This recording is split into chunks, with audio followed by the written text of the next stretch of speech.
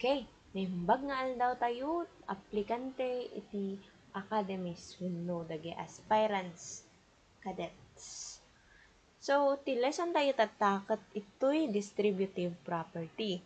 Dito'y na distributive property, i-distribute mo dagay values niya nga adda ito'y. So, for example, in number 1, ket dito'y ni o nya 3x plus 4 ako na nata.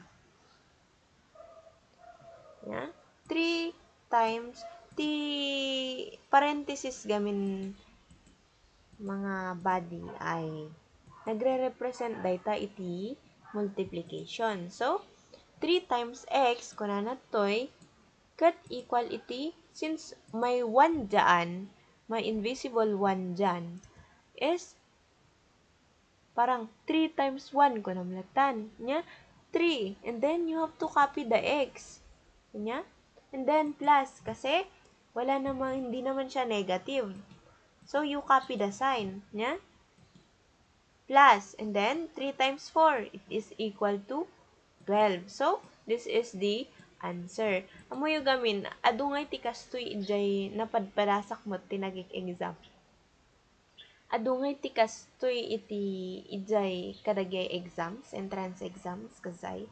So, kailangan nga ito'y distributive property. Kailangan mo lang nga i-memorize mo no anya jay process. So, una nga i-multiply mo daytoy, and then kopya jay sign na, and then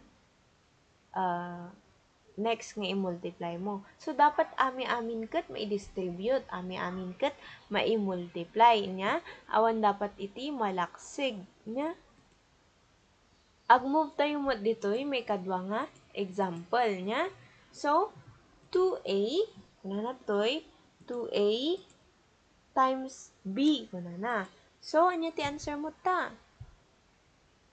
Since 1 yan, 2, and then, copy the variable a, and then,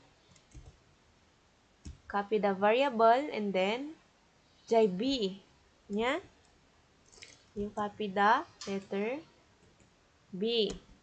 Next, ket kopyaon mo't laeng jay sign nan nya.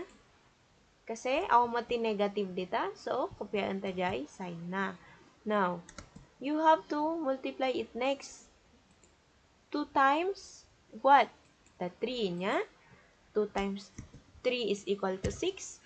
And then, copy the variable letter a, and then also the letter c. So, ito yung sagot ng distributive property nya.